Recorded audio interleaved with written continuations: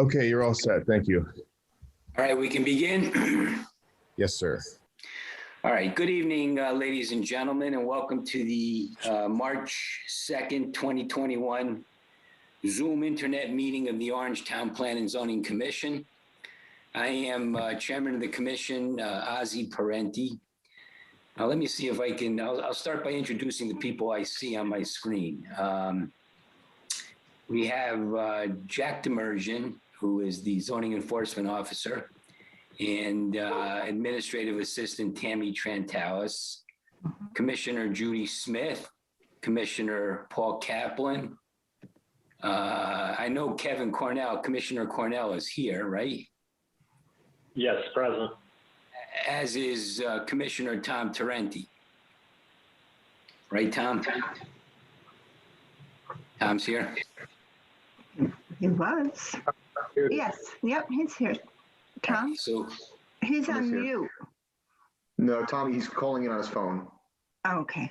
all right, so we have all 5 commissioners and zoning staff present for the meeting. All right, let's begin by a review of the minutes. Item number 1 on our agenda is the minutes from the January 5th, 2021 meeting. Does everyone have a copy of the minutes in their package? Yes. Okay.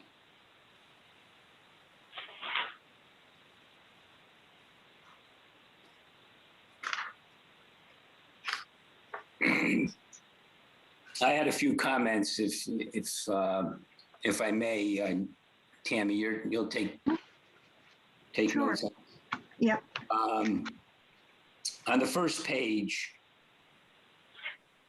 right in the middle of the page under old business, discussion of possible rezoning of 28 Salemi Lane. The last sentence in that paragraph, Chairman Parenti stated that the transit project never went forward. I just didn't want to create the impression that it didn't go forward because the applicant decided not to. I just would like to put in, it never went forward because the state decided not to locate a train station in Orange at the site. So I presume that more than anything explains why there was no action on the approval. Okay. Then in the next paragraph, second to last statement, second to last sentence, Chairman Parenti stated that the commission could renotice this agenda item now and repeal the Todd regulations. I would just say consider repealing the Todd regulations since it's not a foregone conclusion at this point. Okay.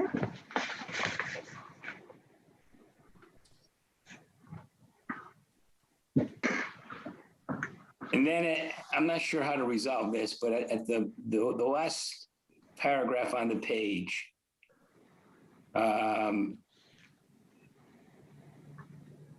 which it says Chairman Parenti expresses belief that the public would like to comment on this agenda item at a public hearing. It was referring to the question of whether to repeal the transit-oriented development district regulations.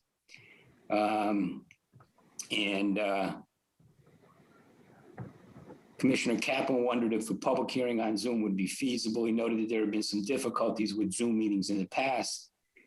Chairman Parenti stated that his preference is to postpone the public hearing until the virus is under control and we can gather in public again. So it looks like my preference was not to hold a hearing, but then on the next page, at the end of the paragraph, top of the page, Commissioner Kaplan stated that he would like to try to move it forward. Chairman Parenti agreed. So it's just an inconsistency there. I think that, and given that it's on our agenda for tonight. It was going to move it forward at that time, meaning when we could gather. That's what it seems like to me.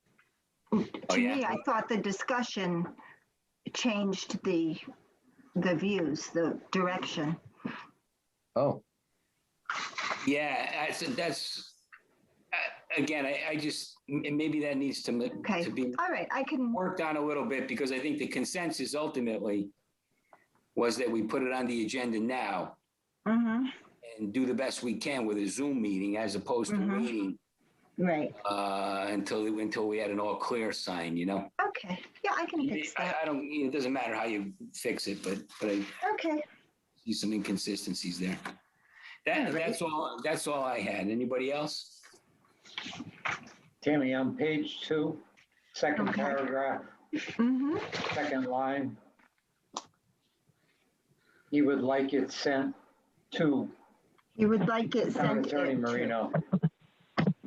The second Take it that should go. it out. Yep. Okay, And my usual picayune comment on page 3, I appreciate them. page 2 should be 3.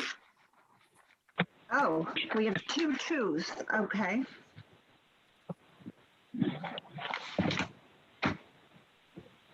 That's it for me. Okay, you don't have anything on page 3? No, Just- there's no page 3. Well, on the The new- second the new page page 2? I knew you were going to say that, Kaplan. On page All right. 2, too. All right, is Now he's got issues. all right, so we all set with the minutes at this point then with Yeah. those changes? Okay. Yes, Someone prepared to make a motion that we approve the minutes as modified? So moved. All right, Commissioner Kaplan moves that we approve the minutes. Is there a second? Second. Second from Commissioner Smith. All those in favor signify by saying aye. Aye. Aye. All right, minutes are approved as modified. All right, next, next item on our agenda is old business.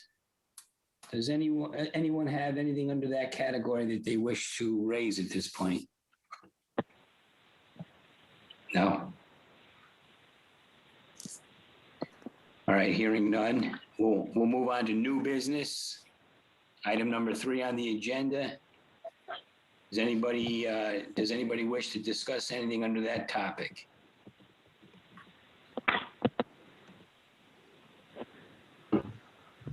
All right, next item on the agenda is item 4, report of the zoning enforcement officer. Jack, you have any? The only thing I got is 197 Indian River. The assisted living home has restarted work again, so we can expect to see some activity on that site. Just wanted to make you all aware that if you see trucks going in and out, they're supposed to do that. All right, that's good news. I'm glad to hear that. And Nothing else? that's How all about for me. You sent a couple of letters around, there's a cease and desist work order on Peck Lane. Is there anything you need input from us on that? Or is that- No, I've been working through it with Vin's office. There's just a dispute from property lines and in a pool going in there, but nothing really that would constitute being brought up here. Nothing that would require our attention in any way? I wouldn't think so, no. All right. Okay. All right, it looks like then we're ready to proceed to our public hearings. I don't know, Paul, do you have the legal notices? I do. All right, here's what we're gonna do tonight.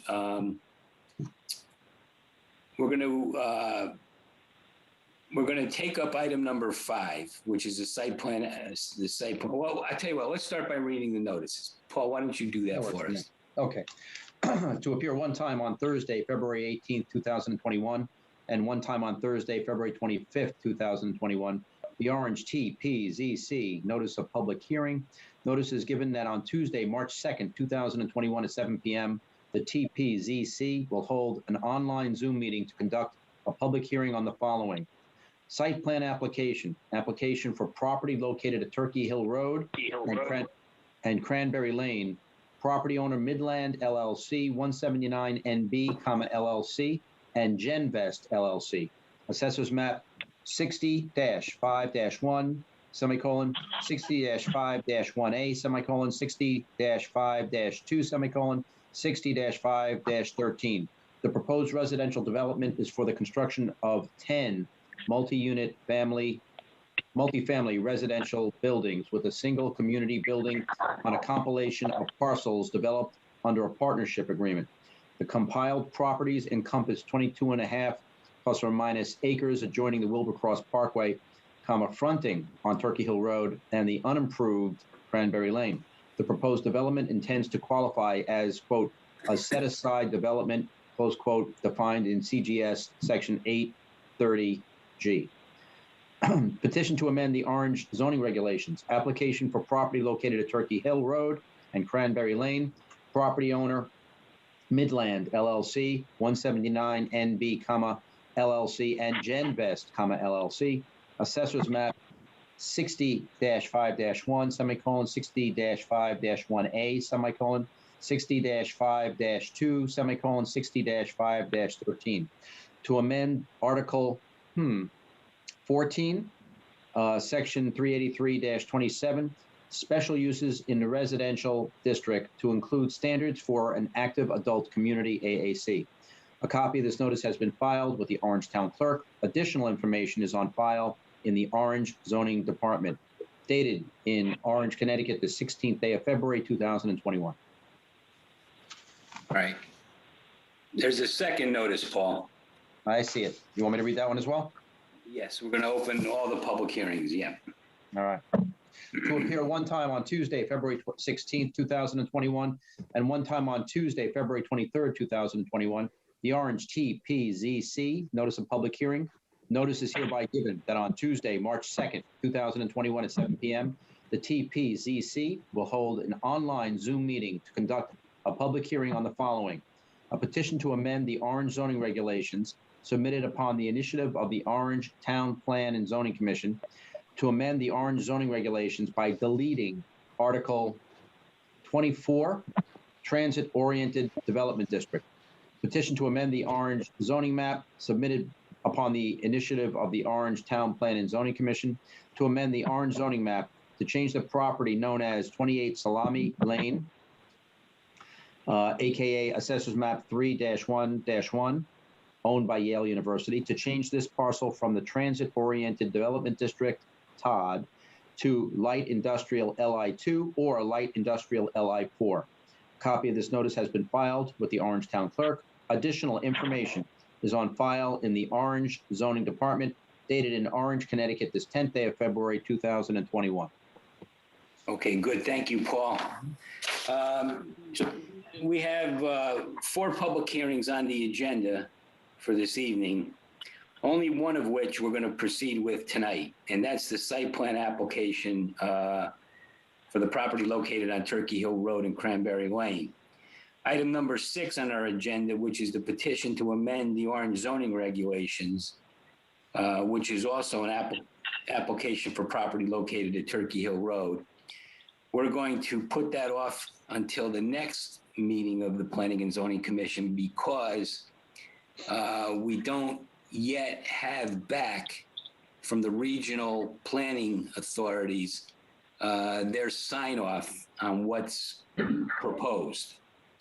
So the applicant indicated that he did not want to proceed with that application, or we shouldn't proceed with that application until we have the sign off by the regional planning authorities. So we won't hear item number 6 tonight. We'll hear it at our next meeting on March 16th. And then today, thinking that we'd have at a point in time today when we thought we'd have a very lengthy meeting with items 5 and 6, we decided to put off related items 7 and 8, are related to each other, again, until our next meeting. So we'll take up the question regarding the potential repeal of the TOD regulations and the rezoning of that Salemi Lane property again at our next meeting. So anybody who's here, I know Attorney Hammer is here, but anybody else who's here for those items 7 and 8 on our agenda regarding the TOD regulations, that's not going to be heard tonight. That'll be heard at our next meeting, okay? Any questions? No, not so far. Not yet. All right. All right, then let's begin with item number 5 then on our agenda. Site plan application for property located on Turkey Hill Road in Cranberry Lane. I'm just gonna, I know the applicant does not intend to appear to present his application either personally or through counsel at this meeting, but just for the sake of confirming that, I'll ask, is the applicant present and prepared to proceed with the with this application? Okay. All right. So the applicant, as I mentioned, does not intend to participate, and he presented a letter to the commission explaining why. And basically, he's not participating because the applicant is not participating because he believes he has an approval of this application by virtue of the fact that the commission didn't act on his application in a timely fashion. Okay, so rather than characterize his position on that issue, I'm going to read his letter into the town council has recommended that I read his letter into the record, and it explains very clearly what the issue is. Okay, so let me start by doing that. It's a letter dated February 24, 2021. It's addressed to me, Mr. Oscar Parenti, Esquire, Chairman, Orange Town Plan and Zoning Commission. And it gives the address. And the subject is Turkey Hill applications on March 2, 2021 agenda. Dear Mr. Chairman and members of the commission, I have been advised that the zone text change application and the separate site plan application are on the TPZC agenda for Tuesday, March 2nd. I will participate in the zone text change application hearing on behalf of my client. Respectfully, neither I nor my client will participate in the site plan application hearing for the reasons previously discussed with town council. The hearing on the site plan application is moot and therefore improper. The site plan application was already approved via the operation of Connecticut General Statute Section 8-3 and Section 8-7D. And then he goes on to quote Connecticut General Statute Section 8-3, which says in relevant part, approval of a site plan shall be presumed unless a decision to deny or modify it is rendered within the period specified in Section 8-7D.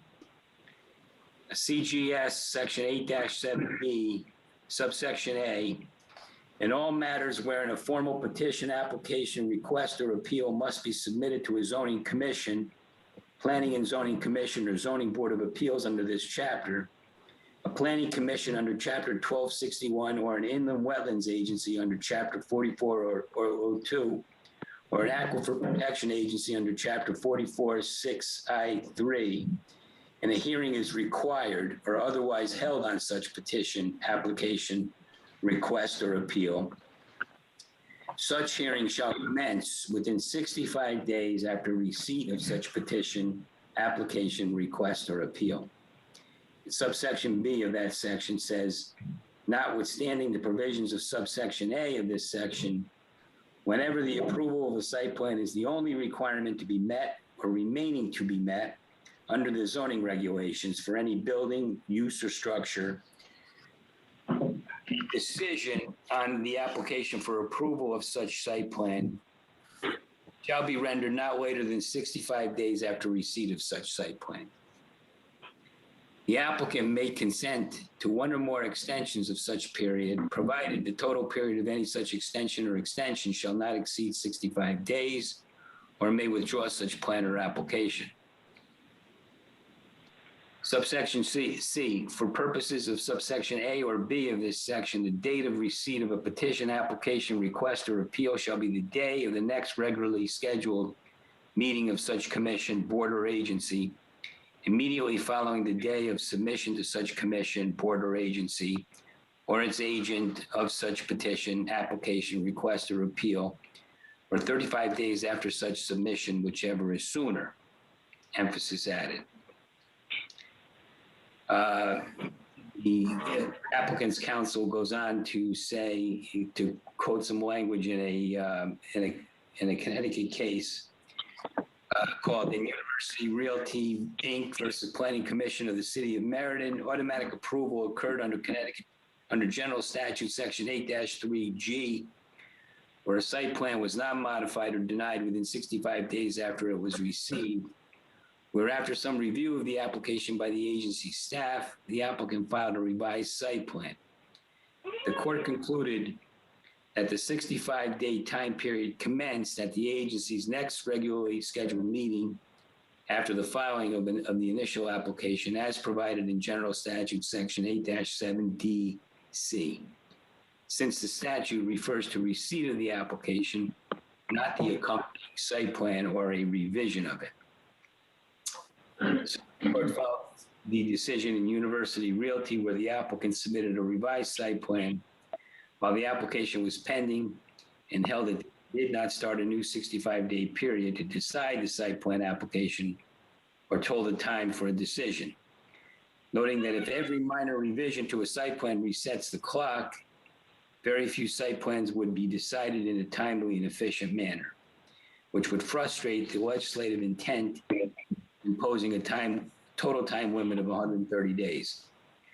The decision distinguished other cases where the applicant submitted an entirely new application.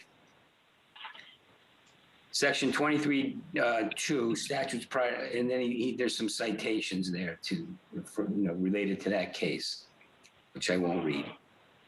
The statutory time limit is mandatory. We have held a time limit to be mandatory so that a land use agency's failure to comply with it results in the automatic approval of an application in 3 situations. 1, statute contains express language invalidating belated action by the agency or automatically approving an application not acted upon within the requisite time period.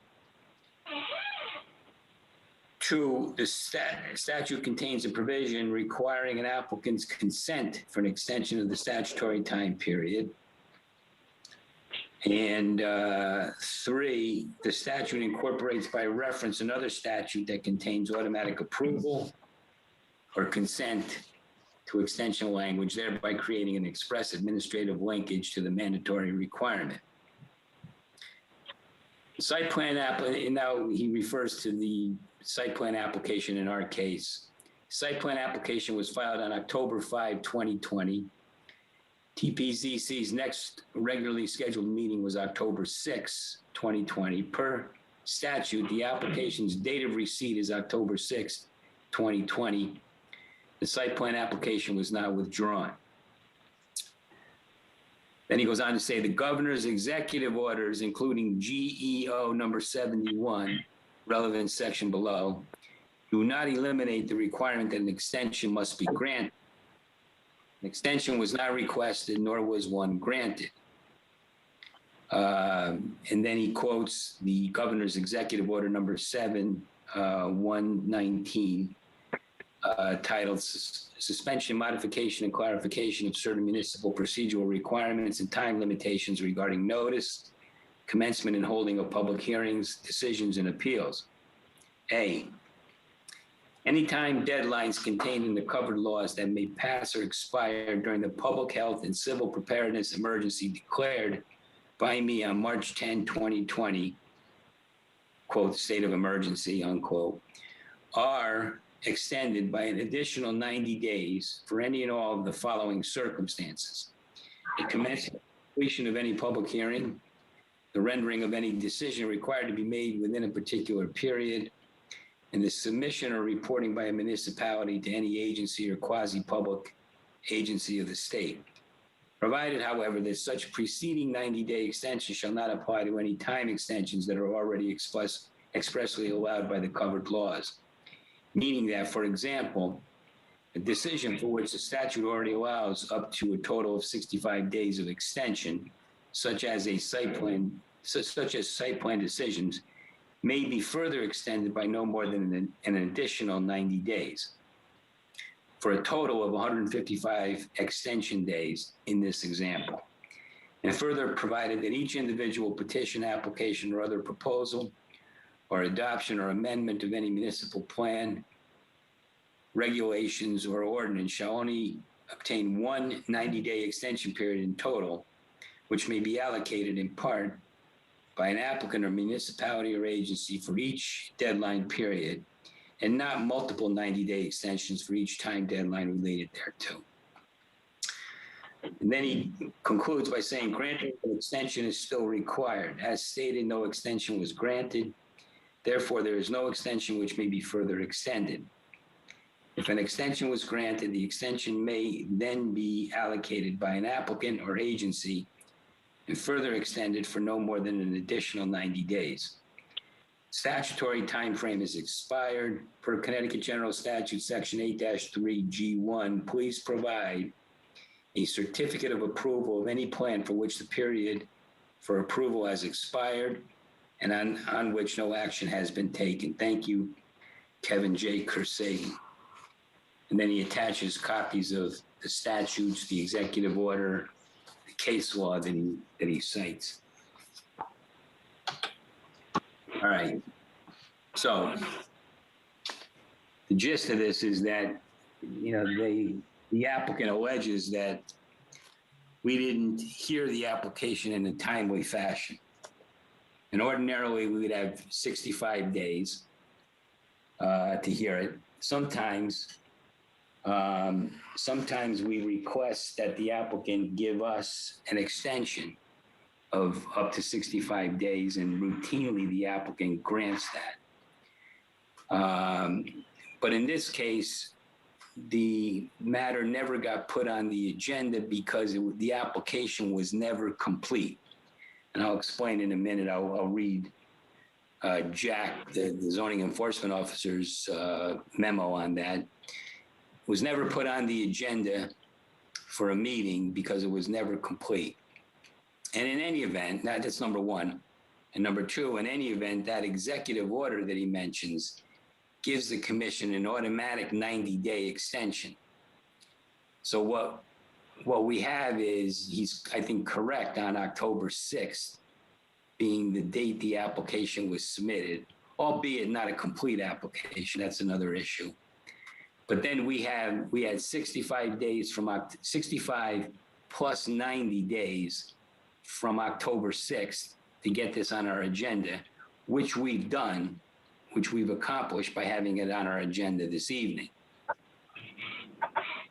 So, in fact, our action is timely in terms of hearing the application, but it remains obviously problematic. The application is incomplete. Barbara, you there? Yes, How am I doing? Have I stated that correctly? you have stated that correctly. Just to clarify a little bit, because this is confusing for people. Excuse me. I'm sorry, I didn't introduce you. It's Barbara Oh. Schellenberg, Town Council for the Town of Orange. Right, so just to clarify a little bit what the chairman said, he's absolutely correct. The applicant appears to be taking the position that the 65-day extension period under the statute, which normally the applicant would have to consent to, as the chairman mentioned, that normally happens routinely, but the commission has to ask for that extension. So the applicant is taking the position that the language of the executive order requires that 65-day extension to be granted before the 90-day additional extension provided by the executive order kicks in. And I agree with the chairman that that is not a proper way to read this executive order.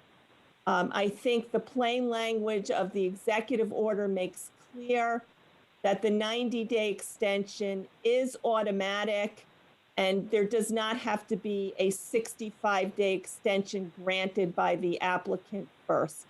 So the chairman is correct. Under the executive order, this application is being heard timely because I believe right now we are on day 148. So we're within that time period, the 65 days that the commission would normally have to hear the application, plus the additional 90 is 155 days. So we are within that time period. And this is purely a legal issue based on the interpretation of the executive order. But again, I do not believe that the applicant's attorney is properly construing the plain language of that order. Okay. So the applicant thinks they have an approval, and they've decided not to appear this evening because if they appeared to present their application tonight, I don't want to presume I know what's in their head, but I think they would view that as inconsistent with the position they've taken, that they already have a good approval. I agree with that. I think that's why Attorney Kersaden, the applicant's attorney, wrote the letter that he did to make clear what the position is. So that's right. You know, if they believe they have an automatic approval already, they think that this matter is not properly on the commission's agenda for this evening, and therefore they are not making any presentation. Right. And obviously we need to proceed because we're now bumping up against that time limit. And so it's on our agenda. It's timely on our agenda, and we'll make a decision on the application tonight.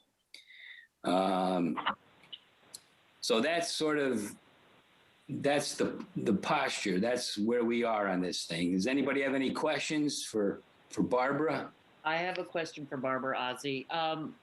Statute 8-3, does that assume that the application is complete when it's given to the town hall?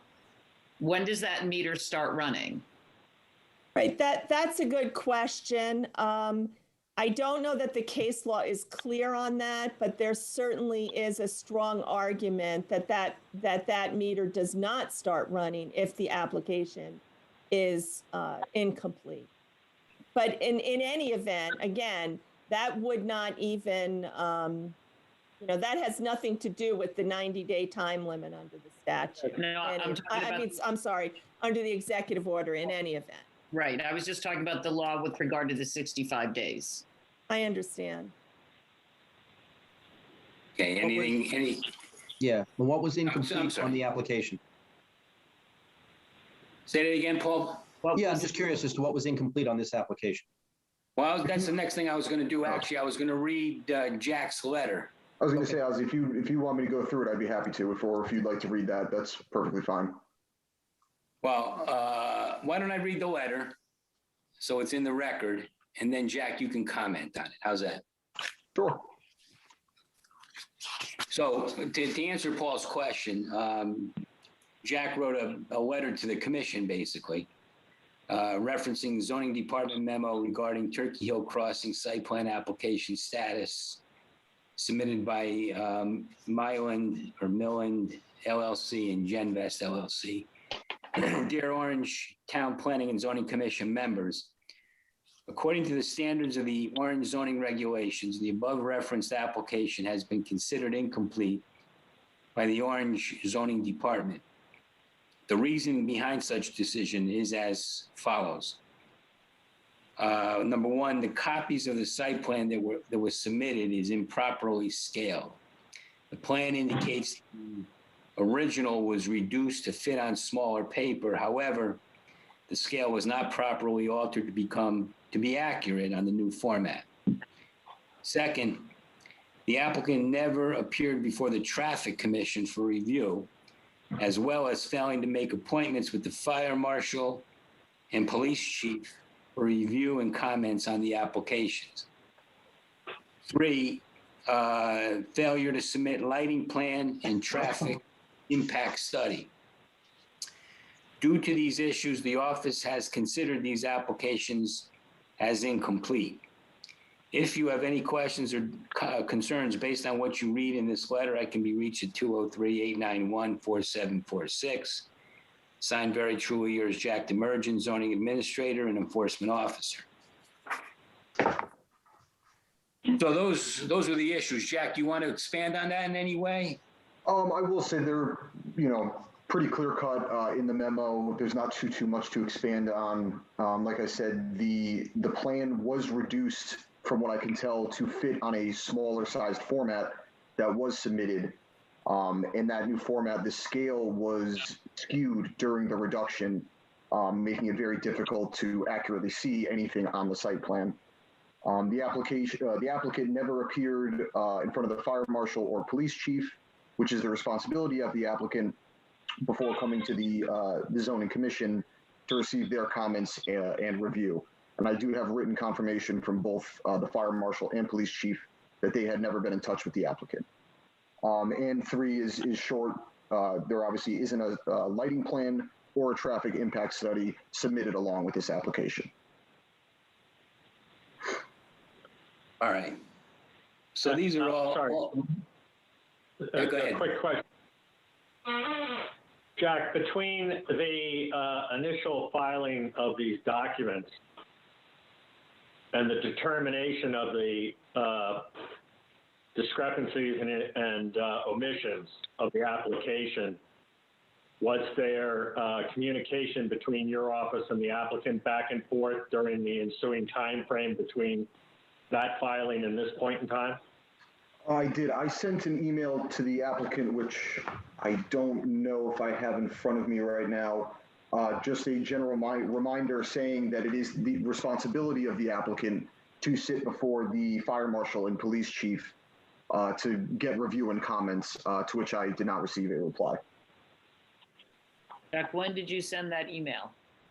I believe, again, I don't have it in front of me. I believe it was November or December that was sent out. And we received their applicant in October. Correct.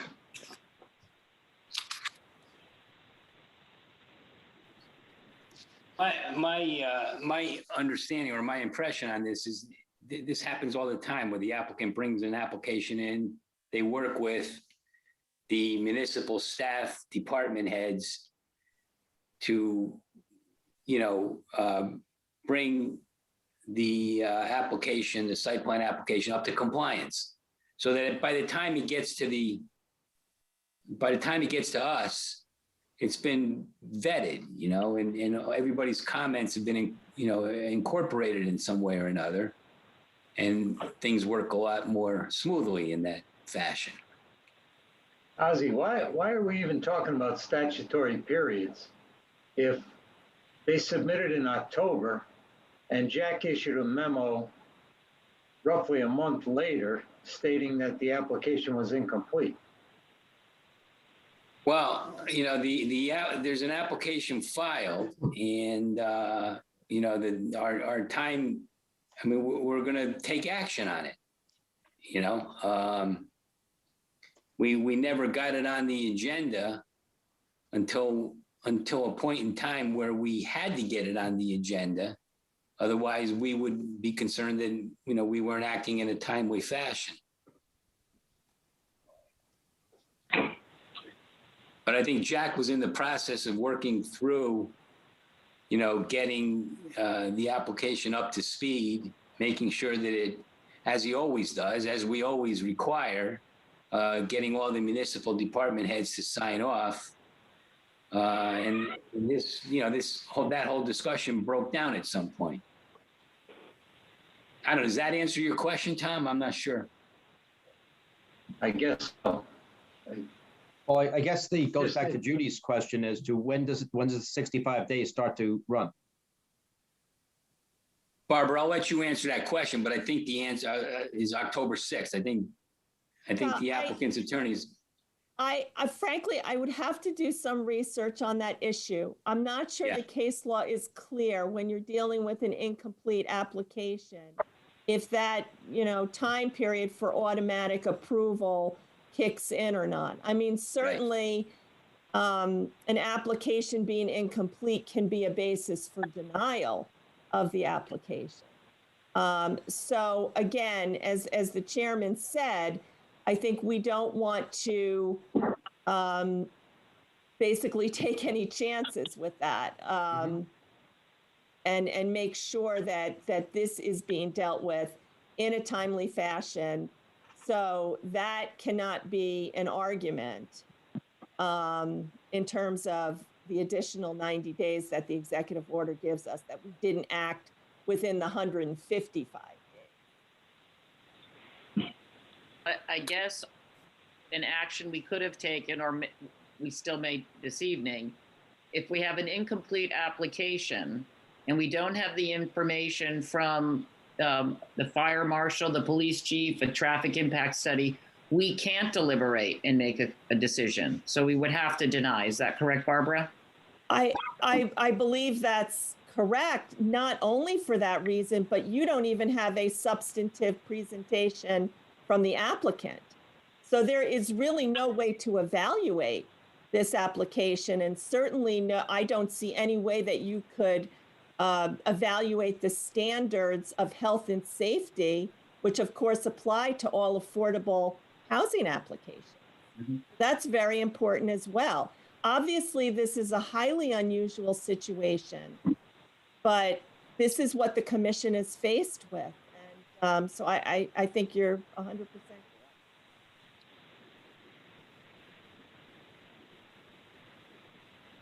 correct. I intend to, proceed as though this is a regular one, a regular public hearing, the way we always conduct them.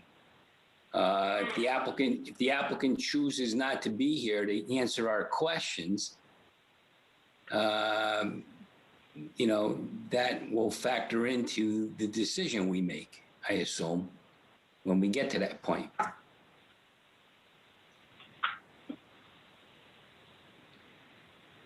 Is everybody with me? Yeah.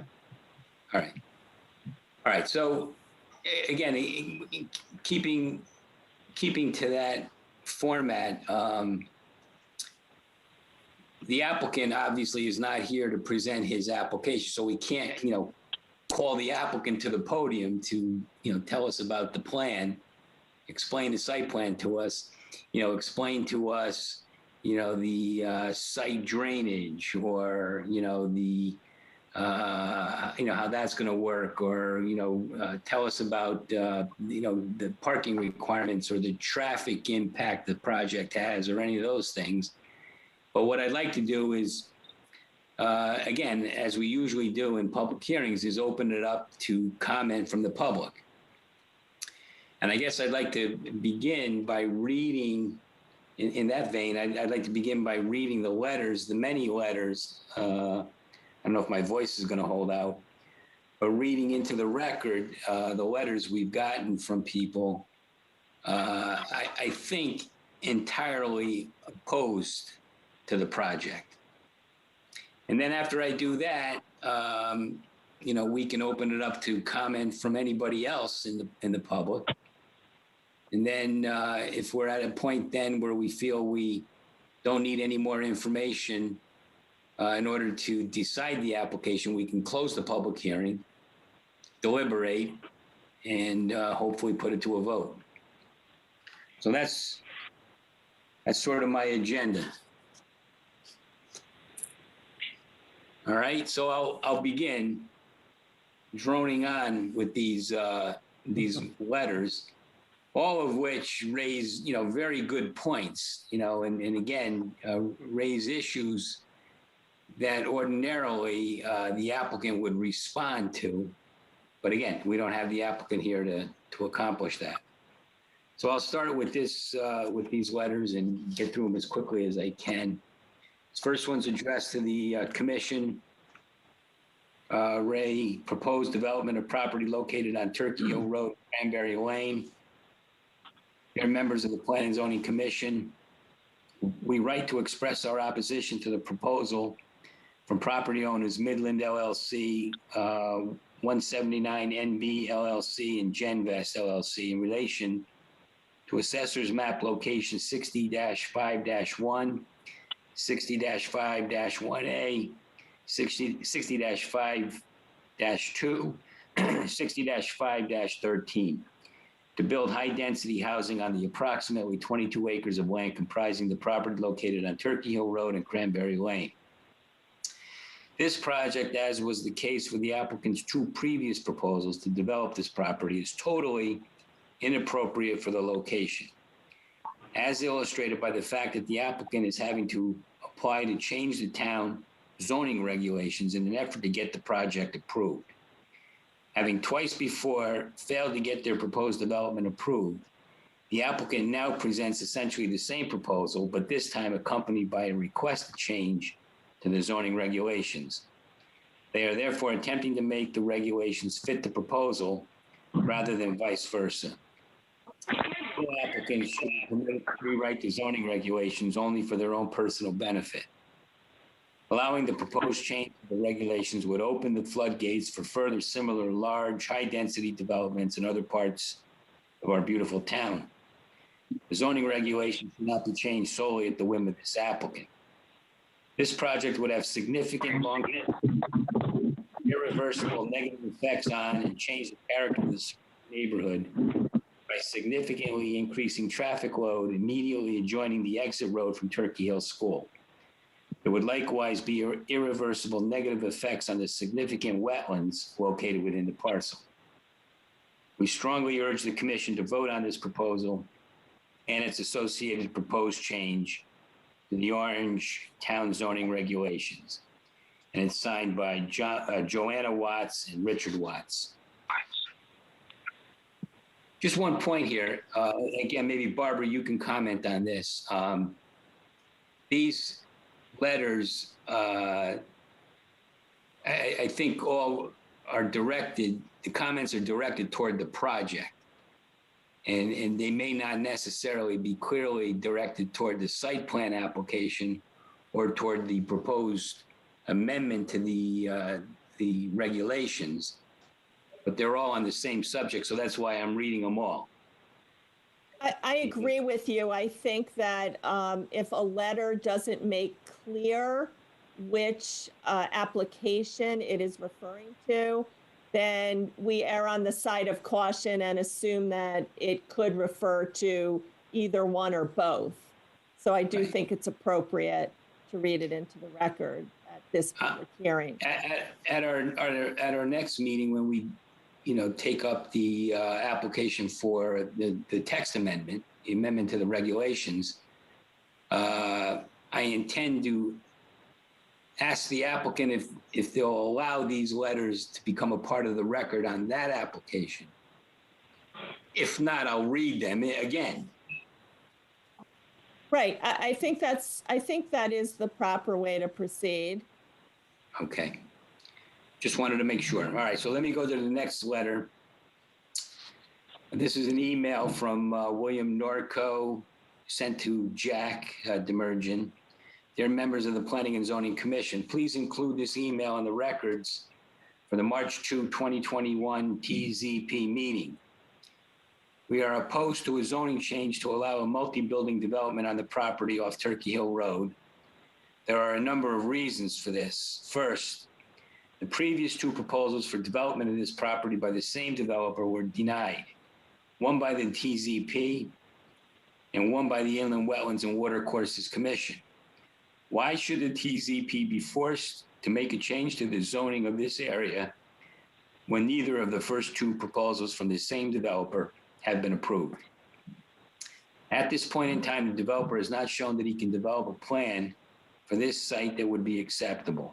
Second, this development would add a significant amount of traffic to an already congested street. While in and of itself, increased traffic is a fact of life, and everyone living in Orange is aware of this and prepared to deal with the situation.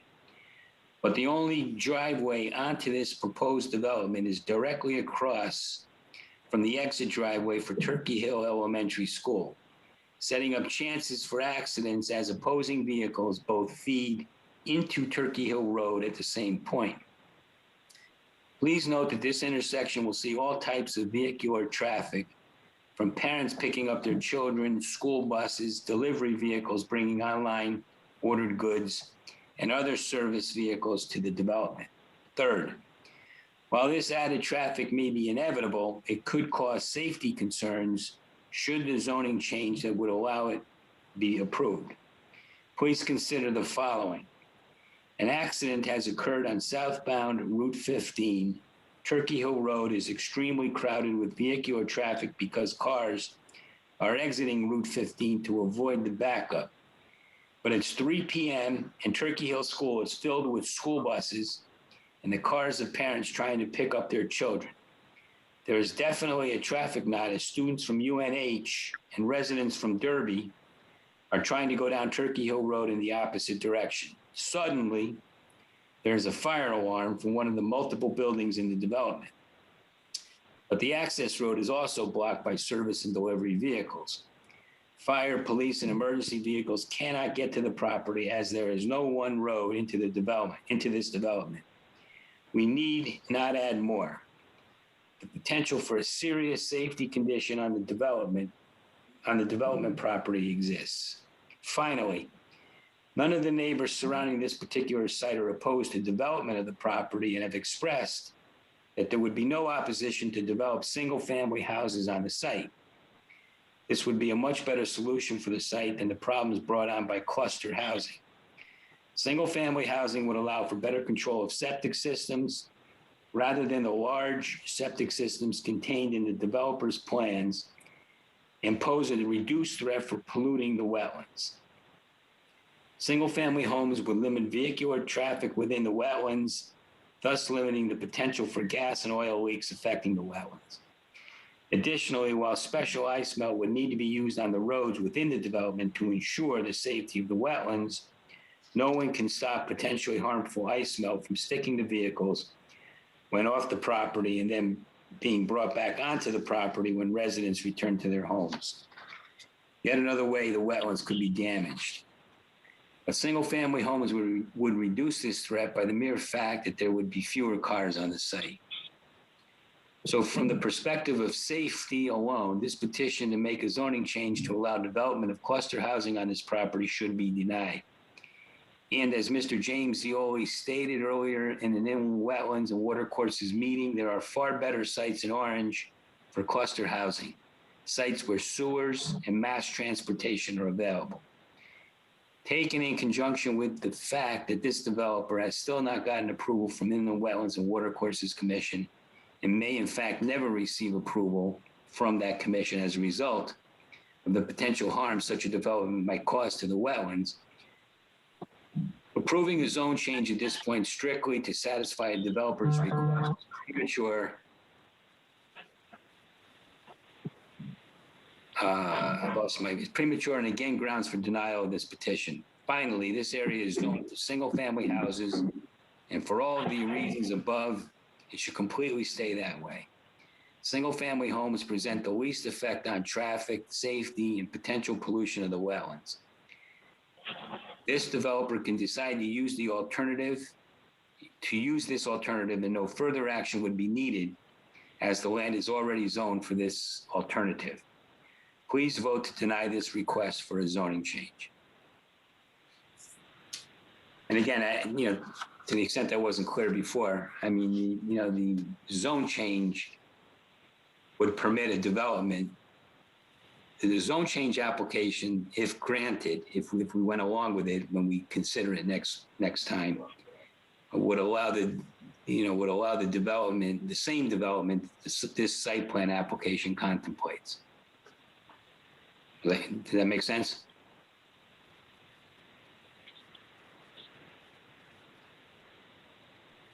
All right, let me go on. Next letter. Please accept this letter regarding the proposed development in the Turkey Hill Road area. This development is not consistent with our zoning regulations. Changes would set a negative precedent for other developments. I would not mind a reduced footprint. However, it would need to be significantly reduced. Due to the continued applications without consideration for the property limitations itself, I am opposed to this development. Knowing from past applications, the same holds true for the current project. It is too dense for the area. The issue that I am most concerned with is the current septic system. The other issue that is of concern is the impact to the wetlands. The runoff of cars, trucks, etc. would be a major issue. There is little room for the development without harming the wetlands, along with the septic system as it is today. Thank you for the time to express my concern over this new proposal, and that's signed Jude Toohey, Grassy Hill Road, Orange, Connecticut. Next letter is dated February 24th, 2021. It's it's written by Christine and Eric Hackett, 467 Turkey Hill Road. It's written to Jack Demersion. Dear Jack and members of the Planning and Zoning Commission, I would like to express my and my husband Eric's strong opposition to the recent October 5, 2020 submissions. Then they refer to site plan application for property located on Turkey Hill Road and Cranberry Lane, property owner Midland LLC, 179 NB LLC, and Genvest LLC, and the petition to amend the Orange zoning regulations, application for property located on Turkey Hill Road and Cranberry Lane, property owner Midland LLC, 179 NB LLC, and Genvest LLC. Then they put in the exact language from the notice that Paul read earlier tonight. And then they go on to say, due to the following reasons. One, current Orange residential zoning for single-family homes is a minimum lot of 60,000 square feet, 1.5 acres, which is why we decided to purchase our home and raise our family in Orange. We do not want this to change. If the proposed zoning regulation change is approved for this specific residential area, then it opens up the opportunity for other developments to petition the town to do the same. One of the reasons why Orange residents live here and love about our town, the fact that our town is not overdeveloped. 3, this active adult community development would overpopulate Turkey Hill Road. 4, it does not make sense to build an adult community in a densely populated residential neighborhood, but does make sense to build this type of development somewhere where the residents would have access to public transportation, bus line, shopping, access to a main road, access to sewer system. Next, wetland preservation. How will that happen? There appears to be substantial amount of wetlands on the proposed site. How can this size development be built without disturbing the wetlands? I don't believe it can, which is why this was denied by wetlands last year. There is no sewer system access for this development. This type of development needs to be built somewhere where it can be connected to public sewers versus utilizing multi-dwelling septic systems that no one person is responsible for. Only one member of the household needs to be over 60. Does that make this an adult community? I don't believe so, but possibly I'm missing something. The way that the current proposal is written, appears like there could be school-age children living there as well. So will there be a school bus stop at the entrance to the development on Turkey Hill Road, right across from the school exit? That could cause a traffic nightmare. And then the subsection to that, Turkey Hill Road is a very busy road as it stands right now, especially during commuting time, school drop-off, and dismissal times. Vehicles travel on Turkey Hill Road to get to and from the Parkway, to and from the University of New Haven, to and from Turkey Hill School, to and from any of the homes on Turkey Hill Road, Deer Run, Derby Milford Road, and Grassy Hill Road. Adding between 28 and 45 units, apologies, but it wasn't clear to me how many units they're proposing in the petition. And a development on Turkey Hill Road means up to another 90 vehicles entering and exiting Turkey Hill Road on a daily basis. And did I mention that they will be entering and exiting right across from the exit of Turkey Hill School? question he asked is, has there been a traffic study done? If so, when? And I look forward to seeing the results. If not, when is it scheduled? For accuracy purposes, we need to make sure this study only happens when both the Orange schools and the University of New Haven Orange campus are back to full-time in-person sessions. Another significant issue to this application proposal that it is not safe and needs to have a clear resolution prior to moving forward is the one-way in, one-way out access road with a less than ideal width due to neighboring property lines. This would cause issues for emergency access, and presumably there will be a good amount of emergency vehicles entering as the proposal caters to seniors. In the case of a fire, how do you ensure fire trucks can actually enter the development in general, while also effectively ensuring residents can exit safely? This appears to be a significant issue that has no effective remediation. In my opinion, building single-family homes on this property, which would comply with current zoning regulations, would be the only thing that would make sense. If my family wanted to live in a town city with this proposed type of zoning, we would have purchased our home in a neighboring town, possibly in Milford, the town I grew up in. I would just like to reiterate that my husband Eric and I are opposed to these latest submissions and feel that the P&Z should deny this application. Again, sincerely, Christine Missy Hackett. Signed the letter. All right. Dear members of the Planning and Zoning Commission, this is dated 2/23/21. I am writing this letter in reference to the proposed application to place high-density housing on approximately 22 acres of land adjacent to Turkey Hill Road and across from Turkey Hill School. I would like to voice my opposition to such a project, which in my opinion is inappropriate for this area due to its negative effect on the neighborhood with increased traffic load and its proximity to Turkey Hill School. In addition, having a septic system serving this community would adversely affect the health, safety, and welfare of the residents that border this development and compromise the integrity of the surrounding wetlands when a failure occurs. This information was presented at last year's Inland Wetlands and Watercourses Commission. I urge the commission to vote no on this proposal and protect the homes of Orange residents who have worked for many years to become residents and live in peace in our beautiful town. That's signed respectfully, Dr. Lawrence Messina, Orange resident. This is dated February 22nd, 2021. Addressed to Jack, dear Mr. Demerjen, and all it may concern.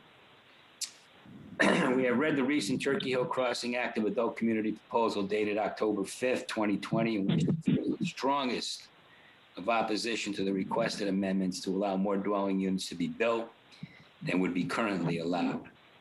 This change would substantially change the character of the town and neighborhood and place an undue and unnecessary burden on existing infrastructure and services. This is an obvious attempt to maximize profit on undeveloped land by subdividing it into as many small pieces as possible. The town has wisely and staunchly resisted such misappropriation of land in the past and is firmly encouraged to do so, to continue to do so. We understand that the area of land in question is privately owned, and we would not object to the development of the area in a manner in keeping with the serene and spacious environment.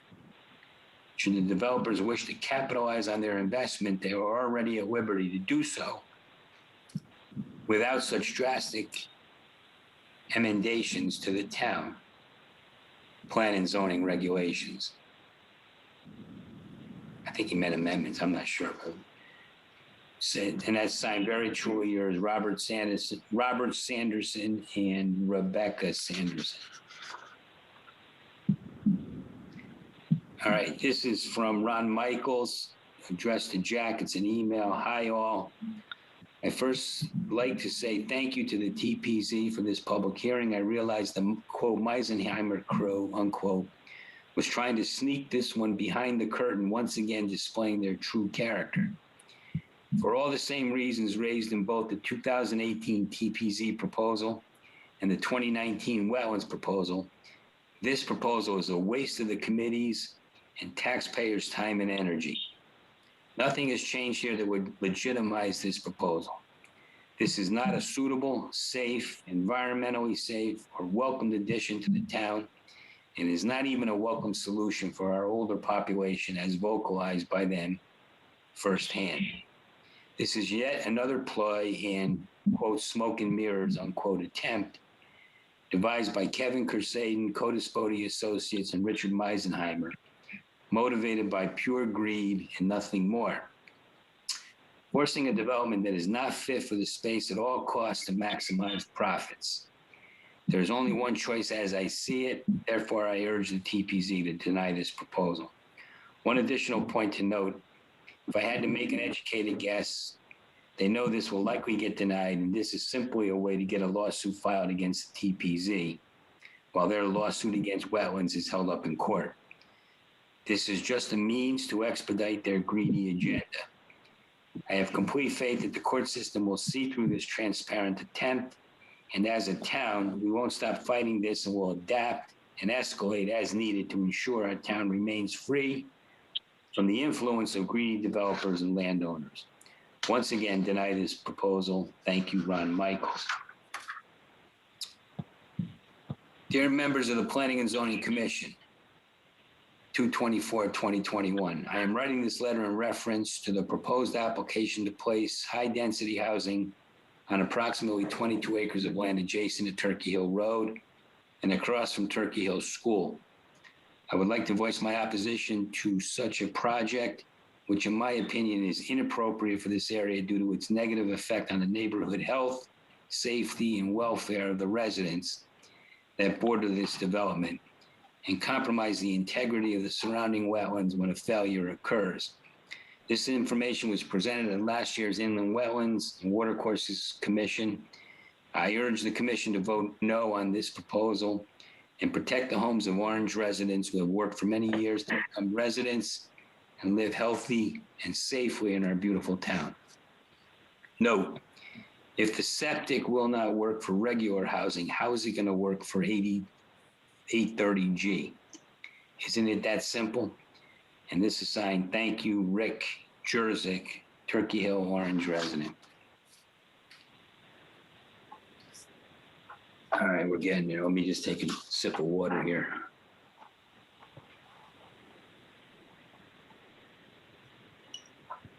All right, this is from an email from Christina Michaels, addressed to Jack Demergen. Dear Jack, Town Planning and Zoning Committee. For starters, I cannot believe the town of Orange has to undergo this time-consuming proposal once again. I say once again because this is virtually the same proposal as the Cottage Community Active Adult proposal from 2018, albeit a couple of tweaks here and there, but essentially the same. In fact, this proposal is also sprinkled with a little Turkey Hill crossing as well. Confused? Question mark. We are too. Neither proposal has been proven to fit into 1, a residential neighborhood, 2, surrounded by wetlands, 3, dependent upon septic systems, 4, across from an active elementary school, 5, on an already extremely busy Turkey Hill Road with no sidewalks serving as a dangerous cut through to Derby Milford Road and the Merritt Parkway, 6, hazardously narrow access road into the property, one way in and one way out, 7, the list goes on. To say this is not the safest place to force any cluster development, to say this is not the safest place to force any cluster development, let alone one for our senior population, is an understatement. Monetary gain for the landowner, developer, and attorney is all this proposal is set out to accomplish. In fact, it's all it has ever been. To know that they are playing a game, acting as if they are looking out for our senior population is absurd and a disgusting judge of character for this group. If this was about protecting our seniors, then why was the wetlands proposal in 2019 focused on single-bedroom cluster rental units with no age restrictions? This is obviously rhetorical. We know the answer. I will not go into the many other reasons why this new proposal should be denied, as I feel the town and the residents have done an excellent job at proving those reasons from 2018 to 2020. Every reason has been well documented and on record. I don't see a need for residents to have to fight again to live in a town they choose to call home. Deny this proposal. Sincerely, Christina Michaels, 521 Turkey Hill Road. All right. This is from Penny Mitchell, an email to Jack Demergen. I'm sending this to express my grave concern for yet another preposterous proposal from the same developer who has been twice declined and for substantiated reasons. Aside for infringing on the inland wetlands, which is clearly visible adjacent to and on the named property, to think that cramming a full-blown active adult community in between an elementary school, a well-established neighborhood in Connecticut, and Route 15 is a good idea. To think that's a good idea is nothing short of incompetent. I question the rationale, never mind the ability of the attorney as well as who is being represented. Their actions lack planning, thought, and consideration. How this idea, which is being spawned a third time and entertained during a pandemic by the courts, is unimaginable. Their audacity speaks volumes of their character, which has no place in this town. The group's actions demonstrate they are not interested in providing housing for seniors. To me, it appears their thought process is to strong-arm our town without a public hearing and to dump an unwanted project in an unsuitable location. What is equally amazing is that this property owner has absolutely no interest in how this is accomplished, as long as the end result is lots of money. Greed is evil. In conclusion, their so-called plan to strong-arm planning and zoning into new regulations, followed by a debacle of a project, is not worthy of review or consideration. The way in which this is being attempted has no credibility and is not worthy of an audience, especially one that is costing taxpayers money. I strongly oppose the idea of an active adult community on the land being described as Turkey Hill Crossing. We don't need to violate our own codes, nor do we need to rewrite what has worked for many years. We don't need to cram seniors into tight spaces. We will not violate the inland wetlands, and we will maintain the integrity of our governing bodies and the charm and appeal of our town, which separates us from so many others. Beautiful Orange, Connecticut. Most sincerely, Penelope Mitchell, 646 Arrowhead Drive. This is an email from Ken Burrick to Jack Demergen. My dear Mr. Demergen, I have been in attendance at all of the previous hearings regarding the proposal for the Turkey Hill Cluster Housing Project. I have issued my own negative feelings and agreed with all the other outstanding reasons for denial. I was happy to see that both the TPZ board and the Wetlands board have voted to deny this project. A third proposal has not changed my mind, nor do I feel it will change the board's mind. The proposal must be defeated and hope to have you be in agreement. Kenneth Burrick, 683 Derby Milford Road. All right, just a few more, we're getting there. This is from Tammy Ronan, another email to Jack Demergen. Dear Jack, dated February 25th, 2021. This is the third attempt for this proposal with minimal changes to be brought before the town. It has been shot down twice already because it doesn't fit in the footprint of our neighborhood, nor town, for that matter. It is mind-boggling that this is being brought up again for the numerous negative impacts. Septic, traffic, improper drainage, adversely affect the health, safety, and welfare of the residents that border this development and compromise the integrity of the surrounding wetlands when a failure occurs. This information was presented at last year's inland wetlands, and honestly, this is a waste of our time and money. Be driving this mission to ruin our neighborhood and town. Instead of having basically 60 apartments with an additional potential of another 120 vehicles on this one road, the developer could have single-family homes. I urge the commission to vote no. Per planning and zoning requirements, the following are the areas of interest. To achieve this purpose, zoning laws regulate the impacts of land use that may not be in the best interest of the people, generally including such things as 1, protecting the value and enjoyment of properties by separating incompatible land uses and minimizing their potentially negative impacts upon each other. 2, protecting the value and enjoyment of properties by allowing a property its most appropriate land use given its location and surrounding uses.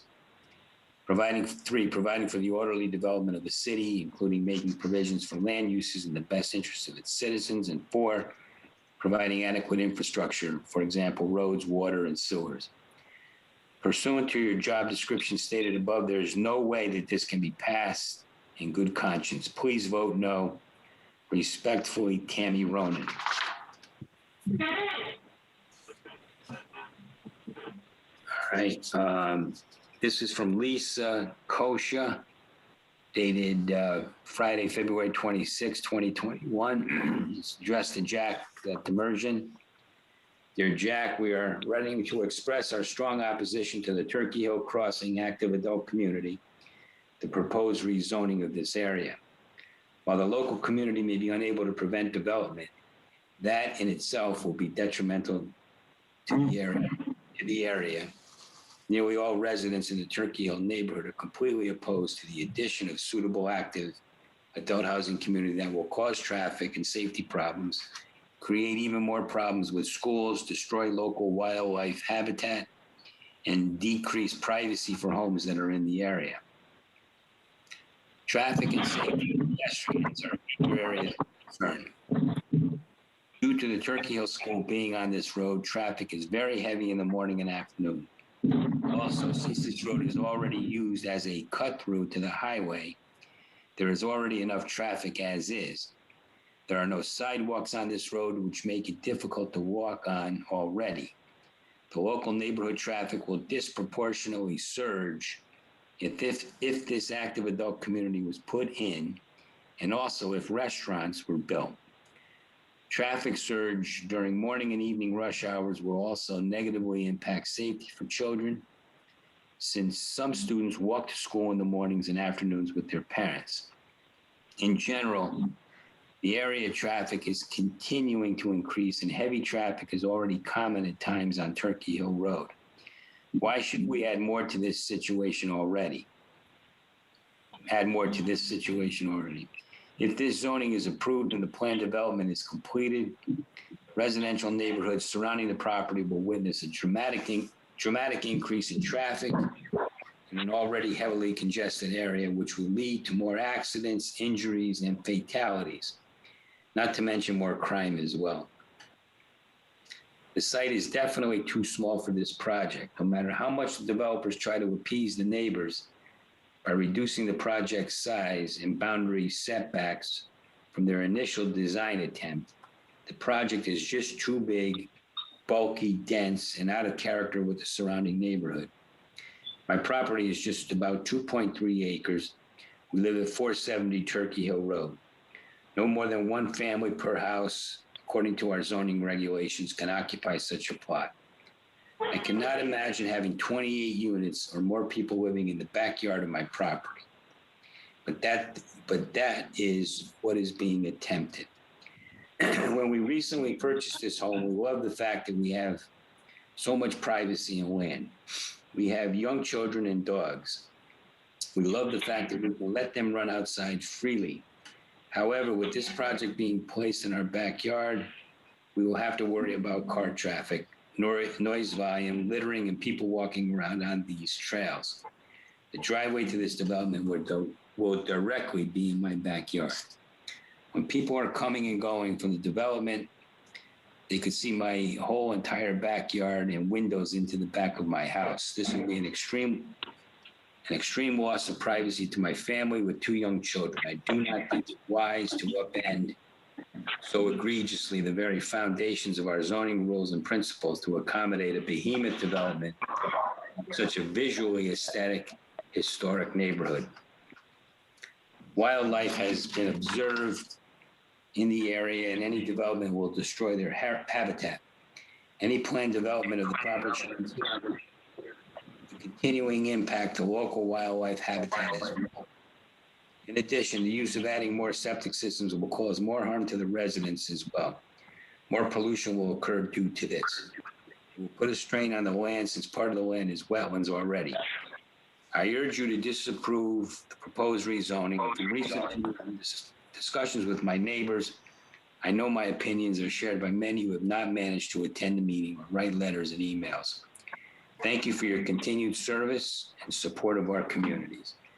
And that's signed by Joseph and Lisa Stafferi, 470 Turkey Hill Road. All right, last but not least, this is a letter from Christine and Louis Boconfuso, 479 Yellow Brick Road, addressed to Jack. Dear Jack and the members of the Orange Planning and Zoning Commission, I am sharing with you why I oppose the most recent 10-5-20 submission by Midland LLC. And again, they cite the legal notice references to this project. My opposition is due to the following. Current Orange residential zoning for single-family homes is a minimum lot of 60,000 square feet, 1.5 acres. If the proposed zoning regulation change is approved for this specific residential area, then it opens up the opportunity for other developments to petition the town to do the same. It does not make sense to build an adult community in a residential neighborhood. There is no public sewer system access for this development. This adult community proposal states that only one member of the household needs to be over 60. How many others can be in the household? Question mark.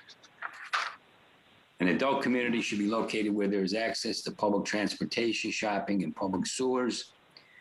Turkey Hill Road is already a very busy road. Vehicles travel to get to and from the Parkway, to and from the University of New Haven, Orange campus, to and from Turkey Hill School, to and from any of the homes on Turkey Hill Road, Deer Run, Derby Milford Road, and Grassy Hill Road. Adding the proposed number of units in the development on Turkey Hill Road means up to another 75 plus vehicles entering and exiting Turkey Hill Road on a daily basis. No traffic study results have been submitted. This is a critical missing piece. When a traffic study does get scheduled, for accuracy purposes, it will need to be done when both the Orange schools and the University of New Haven Orange campus are holding full-time, in-person school sessions. The application doesn't provide a resolution to the one-lane access road from Turkey Hill Road, one way in, one way out. This single-lane access road seems like it would be an issue for emergency access and exiting. Has this proposal been submitted for review to the proper authorities? I am opposed to this submission and recommend that the Orange P&Z Commission deny this application. Sincerely, Christine Boconfuso. All right, that's all of the letters I have. Jack, was there anything else that you received? No, I believe that was everything. That was all the ones that were in front of me as well.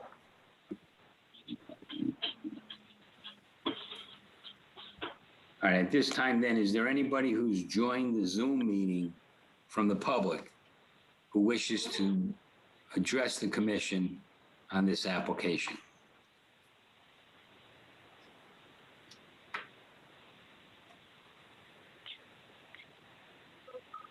Do we know that, has anybody signed on that? Who would know that? Well, I don't know, whoever organized the Zoom meeting, I'm not sure.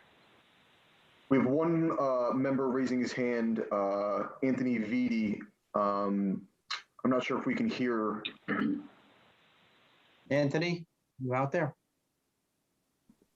Mr. Vitti? I don't think we can hear him. We can see you speaking, but we can't hear. That doesn't help us much, does it? Cards, like little flash cards. He's unmuted. Can you tell who else is on this call on this? I can see names. The only person who I saw that showed interest was Mr. Vitti. Like I said, we're just having some trouble hearing. Yeah, that's the problem with these things. I mean, I don't want to cut anybody off. I want to. Right. Can't wait all night for. And now seeing Robert Sanderson. You could call in if you wanted to. There's a number. Jack, if you can give him that number, he could call. Yeah, Mr. Vitti, in that email forwarded to you, if you call the number listed below the link, we can see you on the device you're on now, but hear you on the phone if you call in. So while he does that, I guess we could open it up to another individual while he calls in? Yeah. Yes, definitely. I mean, whoever wants to speak to the application is welcome to do so at this point. I don't understand the technology, so.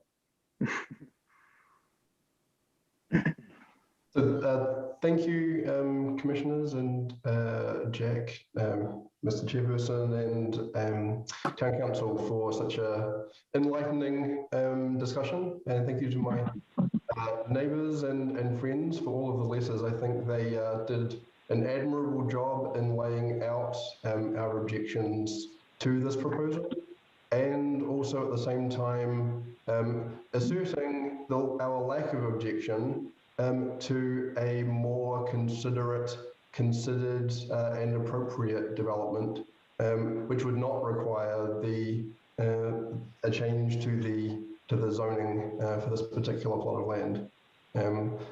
As someone who has recently bought here, we bought the property only last September. We have been astonished as to the wonderful, serene and spacious, good-natured town. We moved here during the pandemic from Los Angeles in California, and the difference is remarkable.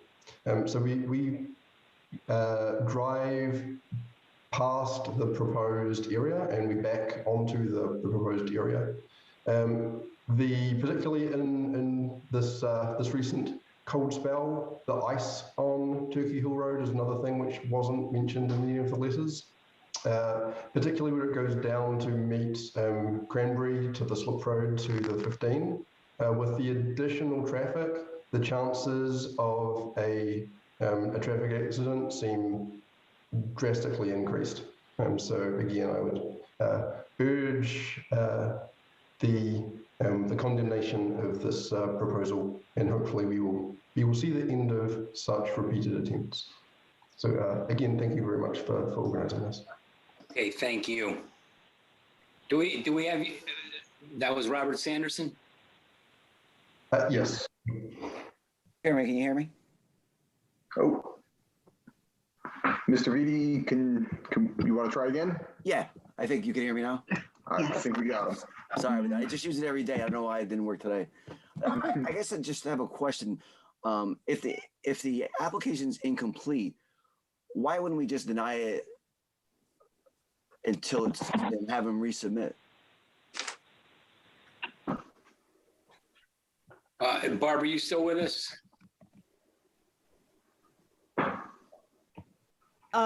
The applicant has made clear that they're not going to resubmit an application. Their position is that the application was automatically approved, which we disagree with, but that's not an option at this point. Yeah, I would just think that if somebody applies for an application, if it's not incomplete, you wouldn't hear it at all. You wouldn't hear it. Well, keep in mind, we're bumping up against, a deadline ourselves now.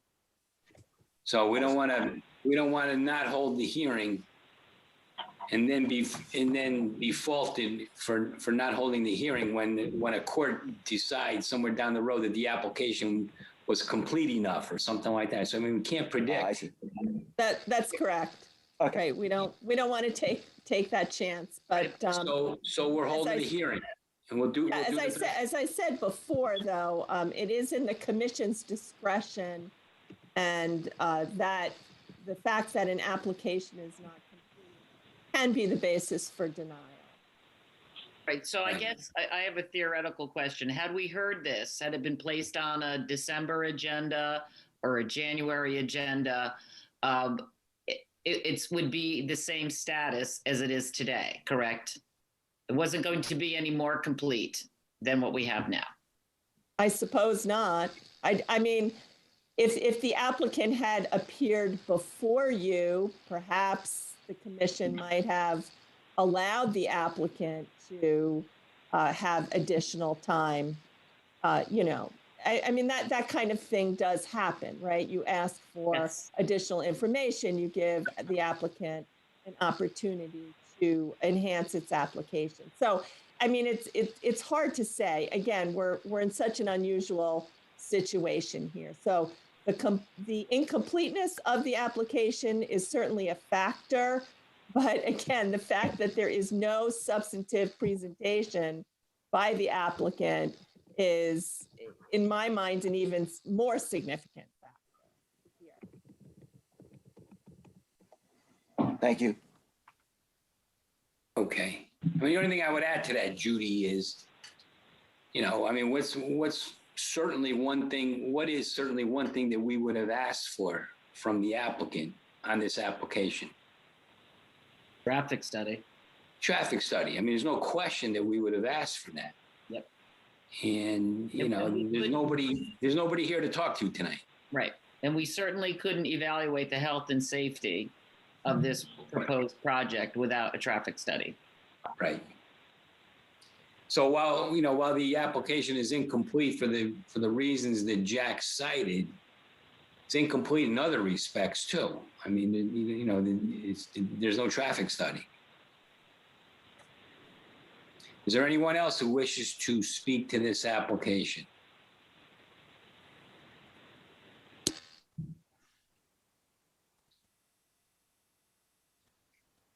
All right. Jack, are you comfortable that we have pretty much everybody who's out there? Yeah, we had 2 people interested. I don't see anybody else raising a hand or unmuting themselves, so I feel comfortable moving forward. All right. All right, then. So at this point, is there any reason why we shouldn't close the public hearing? Do any of the commissioners think we need more information in order to make a decision on the application at this point? Everybody? No? Yes? Oh, I mean, we don't have enough information to make a full decision in terms of from the applicant, but I think we have enough. The information that we have is going to cause us to make a decision. Yeah, I mean, we do need more. I guess we do need more information, but I mean, the information we're usually looking for is information from our municipal department heads, you know? And the applicant, and the applicant. And the applicant. Jack, the site plan that was, application that was submitted has some stamps on it that say that there's a comment memo from the sewer authority, the sanitarian, and our engineer. I see the engineer's memo. Can you give us the context of the sanitarian and the health?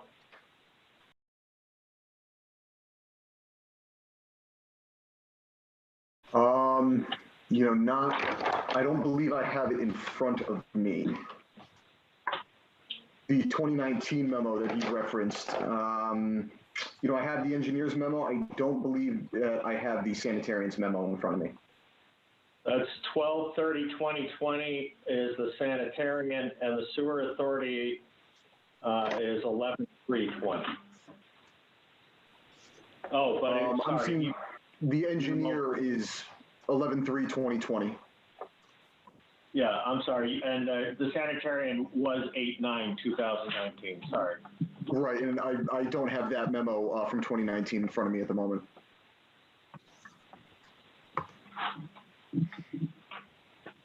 Okay. Okay. He usually presents to Wetlands, right?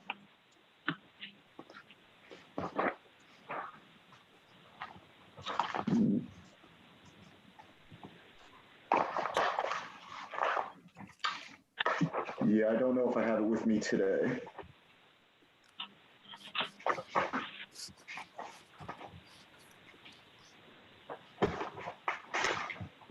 Here it is.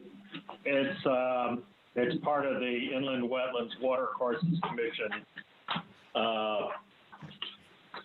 from Brian, and forgive me for butchering yes. your last. What's that? Yeah, I have it right here.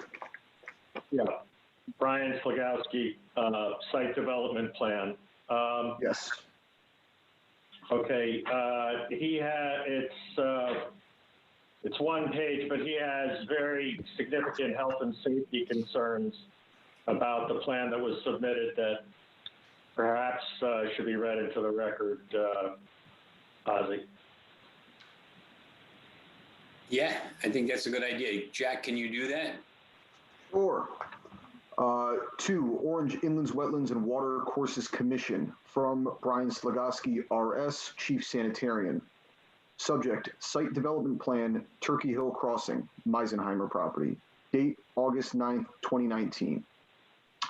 I've reviewed the proposed site development plan for Turkey Hill Crossing. My comments pertain to subsurface sewage disposal systems as it relates to inland wetland concerns on this parcel. Ultimately, final approval by this department will be contingent upon SSDS design plans prepared in full compliance with the Public Health Code. Subsurface sewage disposal system proposals. As I stated in June 2018, some areas of the proposed site are more conducive to on-site waste disposal than others. High groundwater and shallow ledge elevations would be considered an area of special concern for sewage disposal systems. Again, the design by the engineer of these sewage disposal systems would have to demonstrate and/or solve the particular difficulty associated with the area of special concern. Buildings 1 and 2. The Town Inland Wetland and Watercourses Commission, IWWCC, review area is 100 feet upland for any activity performed near a wetland boundary, so any proposed sewage disposal systems shall be located at least 50 feet from wetland boundaries and shall comply with Public Health Code standards. The sewage disposal systems for these 2 lots are within the Town Inland Wetland and Watercourse Commission 100-foot upland review area for any activity performed near a wetland boundary. Piggyback systems. The state recommends a separation distance of 50 feet between sewage disposal systems in order for the design of the systems to be analyzed independently. The congested area of buildings 4, 8, 9, and 10 is most likely area where less than 50 feet between systems may occur. The need to increase separating distances to adjoining sewage disposal systems may decrease the separating distances to wetland areas. The engineer would have to demonstrate that the 50-foot separating distance can be maintained without any impact on surrounding wetland areas. Groundwater, roof, cellar, parking lot, and yard drainage. As a reminder to the engineer, drainage systems for roofs, cellars, parking lots, or yards shall not discharge within 25 feet of a subsurface sewage disposal system. Propane tanks. Any buried piping from propane tanks shall be a minimum of 5 feet to any part of the sewage disposal system. And that's it. So we have an incomplete design of the septic system. It was never approved by the sanitarian, which led to might have been a factor in inland wetlands denying the application. But we have a public health concern if the septic system from this cluster housing can't adequately be disposed of. And when it's being disposed of, it was not demonstrated to have no effect on the adjoining wetlands. So, we're going to be, potentially dumping partially treated sewage into wetlands in this thing. So we never got a sign off from this town sanitarian on this proposal, did we? He signed and said, please refer to the memo dated 8/9/2019. Oh, okay, so that was tied into this application. Correct. Right. Okay. So we still have the same concerns with this application. Right, and they haven't been resolved in any way. I mean, they're not resolved on the site plan. To our knowledge, no. I'm looking right now for the resolution of denial that was written by the Inland Wetlands Commission last year. I know I do have it here. I just have so much in front of me. I believe it was also included in the packets to the commission members as well. It was. Mm-hmm. I don't know if you wanted to read that into the record as well. I am just looking for it here. They found that that more detailed septic system design plans were required, considering a large percentage of the site is comprised of wetlands. And what would happen if the septic system fails? Yeah. So and also, there was insufficient information on the leaching fields. All right. So that is a legitimate public health concern that we would obviously have. Can we incorporate that? Can we incorporate that finding, the wetlands finding, the wetlands decision, as part of the record in these proceedings? Would you like me to read it in? Well, that would be a Barbara question. Yeah, I was sort of asking that question to Barbara. Oh, I'm sorry. I didn't realize you were asking me the question. I mean, Well, certainly if that if the decision was provided to the commissioners, it's part of the record. Yeah, it is. Wasn't it a part of the application, Jack? Correct. Yeah, okay, forget it then. I think it's already a part of the record. I'm sorry, Oxy. Perhaps I didn't understand that. The part of the question you asked was the resolution of denial of the Inland Wetlands Commission part of the application by Turkey Hill Crossing? Yeah, I think it was included. I think it was included as part of their application. I mean, to demonstrate the fact that they went to have to submit the finding of the Inland Wetlands Commission. So whether it's a positive or negative finding, they have to submit what the result was. Gotcha. Okay. So that is a part of the record, as given that it's a part of the application. Correct. Okay. Did I hear that correctly? Did you say there was a resolution of the denial of the wetlands application? Yes. January 22nd, 2020. They made it part of our packets, Tommy. Mm-hmm.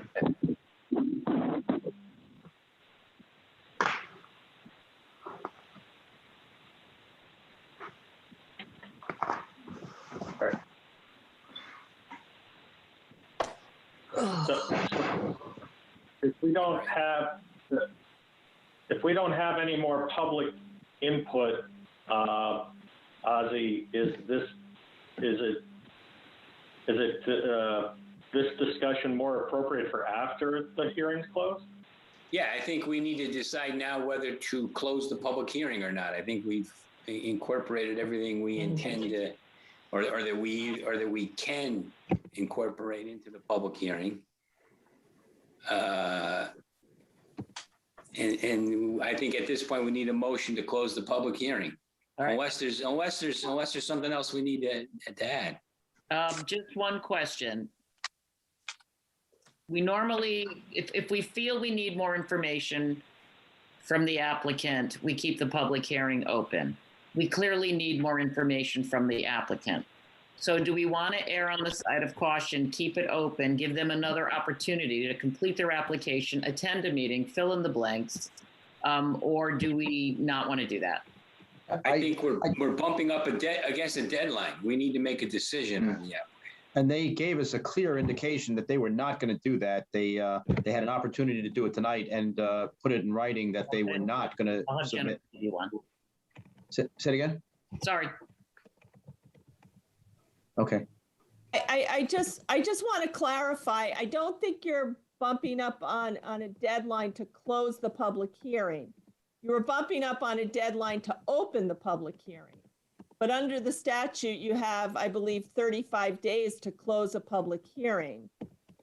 So I'm not saying that I necessarily disagree with the decision that it doesn't make sense to keep it open in this case, but you have the time available to do that if you want to. So we don't need, we don't need to make a decision tonight if we didn't want to. There's no. No, you don't have to. So again, just to go through the timing so everybody understands, the 90-day extension under the executive order is just that. It's an extension of deadlines. So in other words, the statutory time limits that are there have not been erased, right? It was 65 days to open the public hearing. We added the 90 days onto that, which brought us to 148. Now you've opened the public hearing. You have under the statute, I believe, 35 days to close the public hearing. And then you have a certain amount of time to make a decision. So the point is there's not much extension days left. However, as I said, I don't necessarily disagree with the comments made by commissioners who said it seems clearly futile at this point to hold the public hearing open. I mean, I think it's clear that the applicant is not going to respond because that would undermine the applicant's position that there's automatic approval. Sorry. No, I was just going to say, I personally don't see any reason to keep the public hearing open. I don't think we're going to get anything more from the applicant. He's clearly indicated that they don't intend to,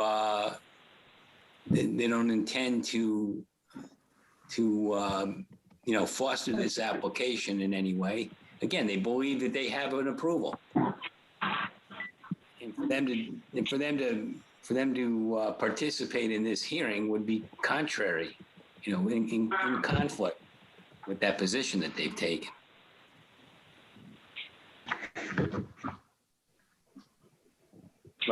I'd like to make a motion to close the public hearing. I'll second it. All right, we have a motion to close the public hearing. It's been seconded. All those in favor signify by saying aye. Aye. Aye. Okay. Somebody prepared to start us off in our discussion, or?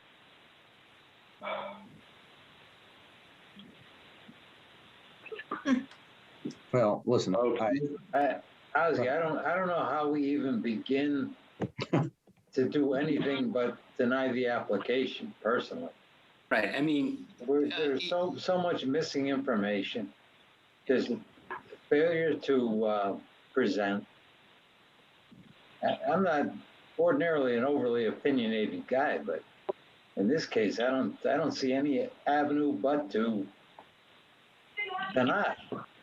I mean, I think, all those letters were very, very good. They raise serious potential health, safety, welfare issues that we need to resolve in one way or another, but can't resolve them without the cooperation of the applicant. in addition to the inlands wetlands decision that raised other concerns as well that have not been addressed. Right. And again, health, safety, welfare concerns. It's why we do what we do, it's these safety. Excuse my ignorance, but are we holding this public hearing in advance of a wetlands approval, just to satisfy this so-called statutory period? Oh, they already have a denial from wetlands. Right, so why are they even before us? All they need Barbara- to submit to us is a finding from the Wetlands Commission. As Yeah. far to my knowledge, obviously Barbara should touch on it further. Barbara Right, can, they have appealed the wetlands denial, which they have the right to do. And they had the right to file the site plan application while that appeal is pending. So from a procedural perspective, they haven't done anything proper. Anything improper? They haven't done, from a procedural perspective, they didn't do anything improper by filing this application before the commission. That's what I mean to say. Obviously, I don't agree with their opinion regarding the procedural issue of timing and automatic approval. I mean, ordinarily, we don't consider an application until they have wetlands approval, right? We couldn't what approve I'm- without it. No, what I'm saying is they do have the right to file it. You can take into consideration what has happened at the Wetlands Commission, but you can't say that you're not going to consider the site plan application just because there's no wetlands approval yet. All right. So let's consider the following. One, we have no idea, no input from the police department because the applicant refused to meet with them. So we don't know about any public safety issues. We don't have any input from the fire marshal about whether his equipment can service this development because the applicant refused to meet with him. So we have that public safety concern. We have anecdotal evidence from the adjoining property owners in the neighborhood that there's a traffic concern that could cause problems with school-age children from the Turkey Hill School immediately adjoining it, and the bus stops, and people trying to enter and egress the site. We have a narrow one-way in, one-way out, and we have no information on that. We have no idea what traffic's going to be generated because the applicant won't bother telling us how much traffic's going to be generated, know if we should or should not be concerned. So we have... Sounds like a motion to me, Kev. Yeah, let's just run through what's like. This is what an applicant would address to us in a properly presented professional application. I agree. That question that was the issue raised regarding piggybacking, on the septic systems. Yes. That was raised when we considered the applicant's text change amendment a couple of years ago. And I don't know that was ever resolved. It was part of the reason, I believe, why we denied that application. It was not resolved. I mean, the issue being you can't have these leaching fields within 50 feet of each other. Right, because one can impact the other, and then the math doesn't work. Right. So, I mean, that's a legitimate health, safety, welfare concern as well, I think. We also don't have a site lighting plan, and while part of that is just part of our zoning regulations to make sure they're, about light pollution, there's also, if there isn't adequate lighting in there, we don't know what's happening to the people walking on the streets with no sidewalk. Yeah. So,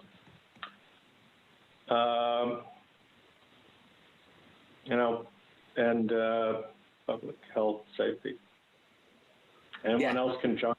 Well, those are very specific issues and extremely important to point out. I think in general, there are several deficiencies in the application. And because of that, we can't exercise our zoning powers of evaluating the health and safety and welfare thoroughly of this site plan. Very well said. Right. Well, I don't know, do we need to beat around the bush anymore here? Sounds like we've articulated the concerns we have with this application. And they, the concerns mentioned rise to the level of, health, safety, welfare issues. Are we at this point prepared to make a motion that we deny the application on the basis of the issues that we've raised, don't have answers to? Yeah. Make a motion to deny, Ozzy. All right, so Commissioner Tarenti moves to deny the site plan application, item number 5 on our agenda. Somebody prepare to second his motion? I will, but I'd like to, can we articulate it a little bit, just a little bit more, or is that something that? Yes, I was going to suggest what you should do, because this is an affordable housing application.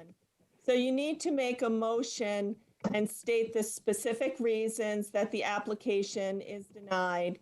And you're also supposed to make a finding whether the health and safety issues outweigh the need for affordable housing. And you can certainly state that you're certainly not able to make a finding otherwise based on the lack of information. But I think the commission should be clear about stating all of those reasons the way you normally would for any affordable housing application that's been presented. All right, then let's try it again. Who's prepared to make a motion that incorporates basically all the items that Kevin and Judy have mentioned? Nominate Kevin. Great. Okay. Application under the 830G Affordable Housing Statute. Specifically, the application is incomplete and does not provide information to determine whether the sanitary septic systems proposed to service the project will function as designed, or whether they will fail and be a cause for,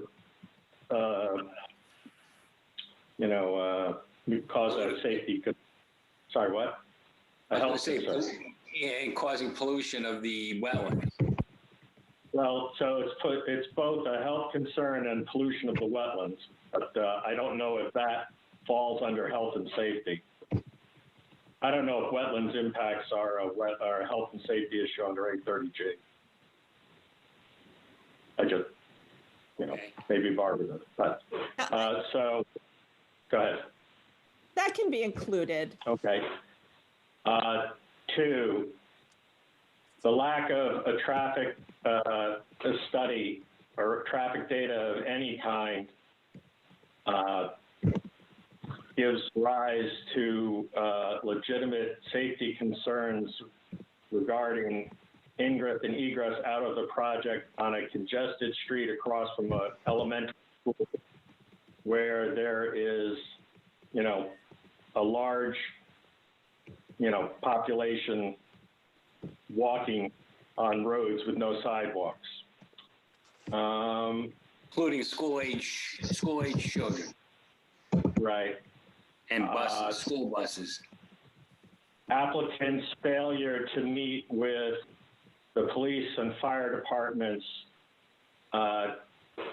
to gain their input to resolve health and safety concerns,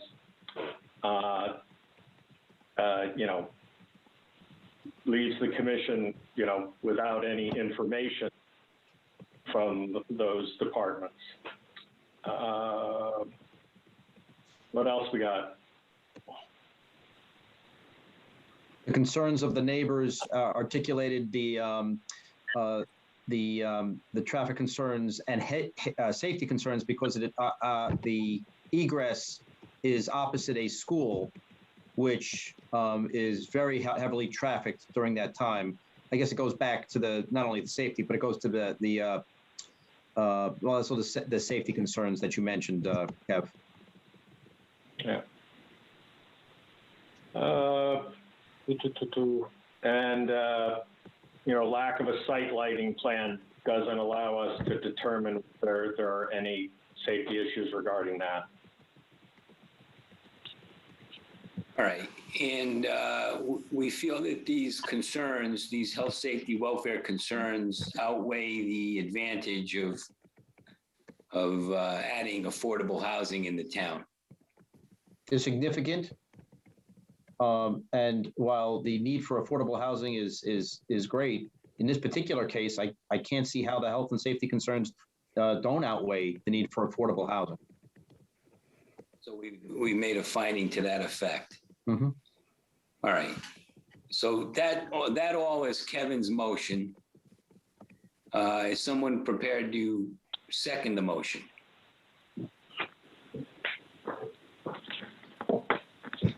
I'll be happy to second it. All right.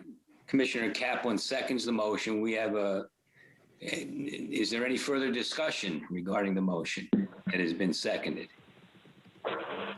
I'd like to say that that the reasons include but are not limited to, and then the things listed by Kevin, if that's okay, Kev. Yeah. All right, so we have a motion. It's been seconded. We've had further discussion. I think we're at a point where we can vote. All those in favor signify by saying aye. And this is the vote for denial, correct, Kev? Vote to deny. I would go around and canvass each commissioner, and that person should state his or her name on the record, and then whether that person is voting in favor or against. All right, thank you. I'm Commissioner Ozzie Parenti. I'm voting to deny the application. Commissioner Judy Smith, I'm voting to deny the application. Paul Kaplan to deny the application. Tom Kevin Terrell Cornell, to deny the application. Kevin Cornell voting to deny the application. All those in favor signify by saying aye. Aye. Aye. Aye. We voted about 5 times, but I think we got it. Good. I hope that works, Barbara. That works. It's just, especially with the remote hearings, that technically it's part of the executive orders that the commissioners are supposed to be canvassed and state their name on the record, and just so it's clear. All right, good. Well, thank you. I'm glad you're with us tonight. Happy to help. Thank you. All right, so we're done with item number 5 on our agenda. Item 6, again, we're going to keep the public hearing. Public hearing's been open. We're going to keep it open, and we're going to put that on our agenda for the next meeting. Same with respect to items 7 and 8 on our agenda. We've opened the public hearing on those matters, and we're going to keep those open, and they'll be on our agenda for the second March meeting. Yes. I know you said we opened up number 6. Did we actually do that? I don't remember. Well, you read the legal notice, right? Oh, that opens it up? Okay. Barbara? Yeah, and it's continued, and we have, in that case, we have the applicant's consent. Oh, okay. Continue. Good. That's already been given to us in writing, so Right, it's not an issue. Right, I forgot to mention that, but that's a good point. I'm glad you raised that. So the public hearings are open on 6, 7, and 8, and they're continued until our next meeting. So at this point then, at 9:08, I believe we're at a point where we can entertain a motion to adjourn our meeting. So moved. Unless anybody else has other business they want to discuss. Oops. Okay, then, somebody prepared to make that motion, Paul? I'll make that motion. So moved. All right, we have a motion to adjourn our meeting. Do we have a second? Second that. Second by Commissioner Tarenti. All those in favor signify by saying aye. Aye. Aye. Aye. Aye. All right, thank you all. We're gonna have a busy meeting next meeting. We have a lot of, a lot of things on the agenda, but we'll look forward to that on the 16th, I think it is, right? Yes, sir. Is why we want to keep an eyes on it. So that's Especially when it should be close to 100% by January 31st. hopefully Right. And that's what makes, as of January 21st, next month's meeting could be very interesting. This could be very scary,